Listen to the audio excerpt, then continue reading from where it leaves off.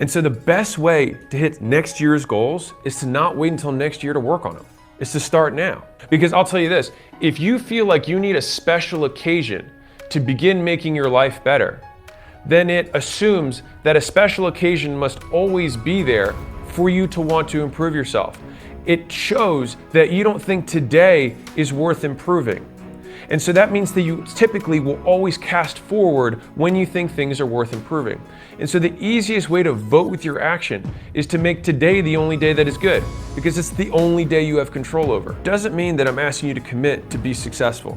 I'm asking you to commit to keep running, to keep walking the marathon. Even if you have to pant and you have to slow down, you just can't stop. To think that there was something wrong with me, when in reality, I just didn't understand what the nature of being exceptional meant.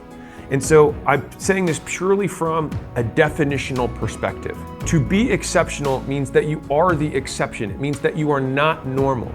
And so it's normal for normal people to find you abnormal if you do things that are not normal. Don't let people who have mediocre goals deter you from taking actions that make you great, because it makes you different. Realizing that I thought most people actually made no sense. They say they had these goals, but they took no action. And they called me work obsessed, and they would tell me I should take time off. And they're like, hey, you're not as cool anymore. You're not hanging out with the boys. Like, if you're worried that people are gossiping about you, let them gossip about you. Here's why.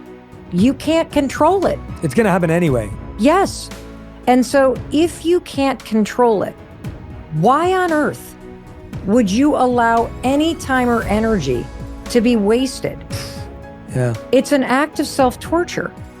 So if you are worried that people are gossiping about you, first of all, let them gossip about you. Yeah. Because they're going to do what they're going to do, because you cannot change what other people do. Mm-hmm. You can't control what they think. You can't control what they do. If they're going to gossip, they're going to gossip. So let them gossip.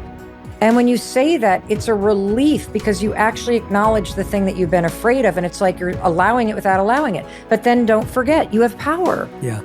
Let me remind myself that I get to choose what I think about myself.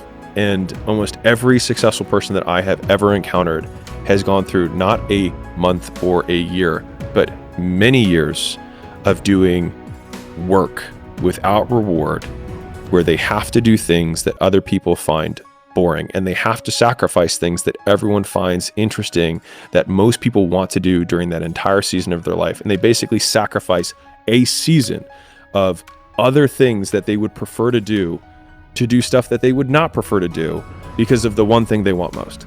Your time is limited, so don't waste it living someone else's life. Don't be trapped by dogma, which is living with the results of other people's thinking. Don't let the noise of others' opinions drown out your own inner voice. And most important, have the courage to follow your heart and intuition. They somehow already know what you truly want to become.